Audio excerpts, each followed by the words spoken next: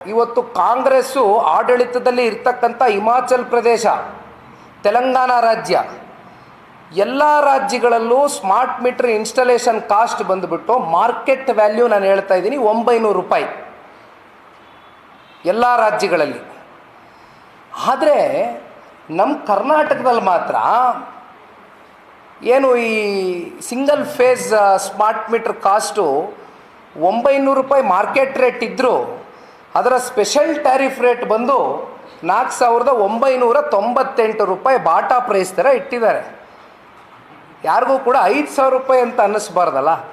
4,998 ರೂಪಾಯಿ, ಒಂದೆರಡು ರೂಪಾಯಿ ಕಮ್ಮಿ ಮಾಡಿದ್ದಾರೆ. ಪಾಪ ಕರುಣೆ ತೋರಿಸಿದ್ದಾರೆ,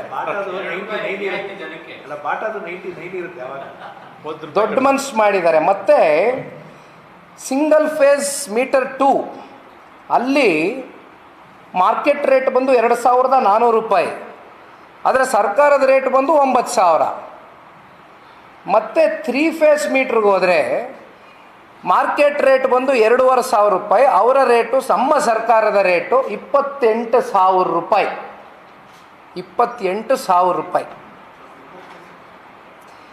ಇಲ್ಲಿ ಛತ್ತೀಸ್ಗಢ ರಾಜ್ಯದಲ್ಲಿ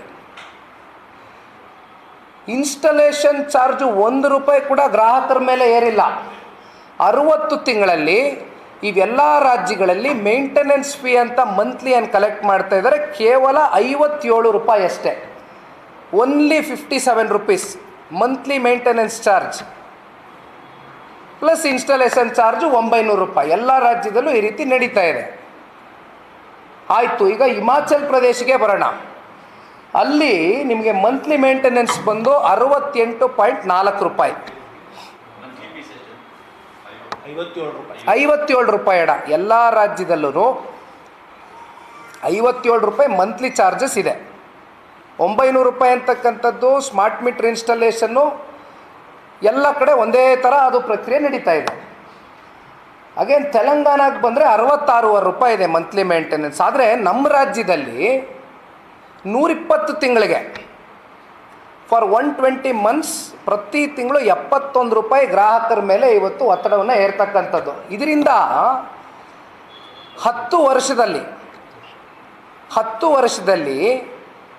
15,000 ಕೋಟಿಯಷ್ಟು ಈಗಲಿಂದಾನೇ ವ್ಯವಸ್ಥಿತವಾದಂಥ ಒಂದು ಲೂಟಿಗೆ ಕೈ ಹಾಕಿದ್ದಾರೆ. ಅಂದರೆ ಒಬ್ಬ ಗ್ರಾಹಕನ ಮೇಲೆ 8,520 ರೂಪಾಯಿಯಷ್ಟು ಹೊರೆ ಬೀಳುತ್ತೆ ಒಬ್ಬ ಗ್ರಾಹಕನಿಗೆ ಫಾರ್ ಒನ್ ಕಸ್ಟಮರ್.